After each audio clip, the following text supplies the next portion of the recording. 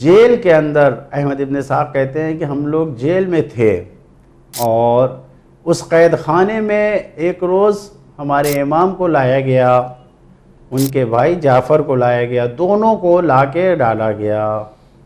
تو امام نے وہاں پر یہ فرمایا کہ اگر تمہارے درمیان ایک شخص جو جاسوس ہے وہ نہ ہوتا تو ہم تمہیں خبر دے دیتے کہ تم سب کب رہا ہوگے۔ اچھا۔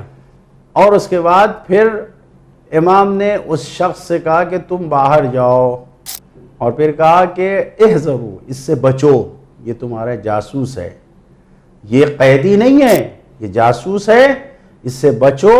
اور پھر ایک ایک کو بتایا کہ تم کب رہا ہوگے اور ان کے حالات بتائے، اور پھر کہا اگر تم ابھی تلاش کرو تو اس کے جسم میں، اس کے کپڑوں میں ایک کاغذ ہے جس پہ دیکھو کہ تمہارے خلاف اس نے کیا کیا لکھا ہے، اور جو کھانا لے کر آتے ہیں ذمہ داران، یہ ان کو اس طریقے سے جاسوسی کی رپورٹ اپنی دیتا ہے۔ یعنی قید خانے کے اندر بھی جاسوسی۔ جی، تو اتنی سختیاں تھیں لیکن امام اپنے چاہنے والوں کو اس طریقے سے مدد کر رہے تھے۔